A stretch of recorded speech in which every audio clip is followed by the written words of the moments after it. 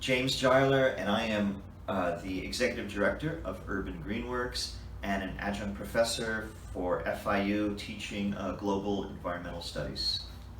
What got you interested in environmental issues? You know, I've always been interested in working in the environment. I love being outside. I've always had a deep connection to nature, and I've always traveled looking for these kinds of experiences. So to be able to work and be outside and work on environmental issues has always been kind of my lifelong pursuit. So there's nothing specific to why I do what I do, except that I just enjoy making changes. I feel our future is dependent on a healthy environment, on a sustainable environment for our global population. It's what I'm passionate about, and it's what gives me my own energy to try to rectify all the different things we're doing that's harmful to the environment and to nature. What is one memorable experience in your line of work that confirmed your commitment to tackling environmental issues? One of the things that really drove me was during my time in my early years, I lived and worked in Nepal, and I started looking at all the different ways that the environment was affecting people's lives who were dependent on the environment. So we started building model farms that helped farmers in the Himalayas take more ecological approaches to how they were producing food.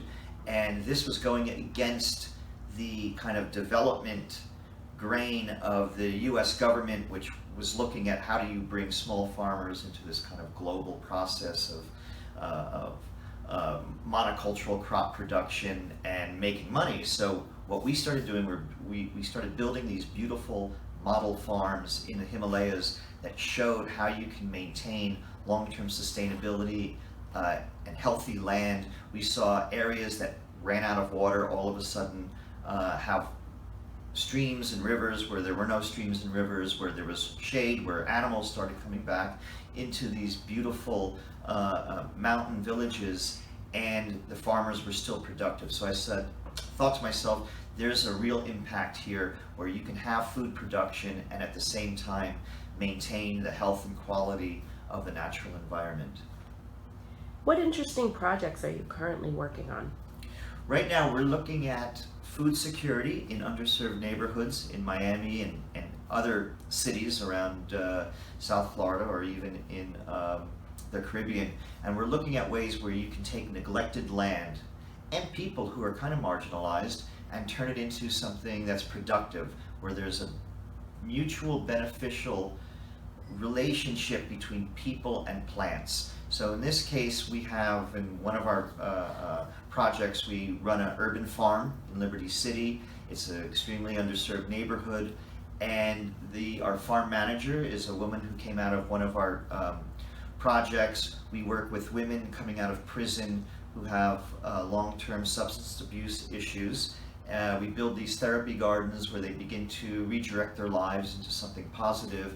And in this case, we took women coming out of prison and made them an integral part of our food justice program. So we have this beautiful urban farm, and the people running it are folks who were released from prison and actually spent maybe 20 to 30 years in and out of prison, and now they are our farmers.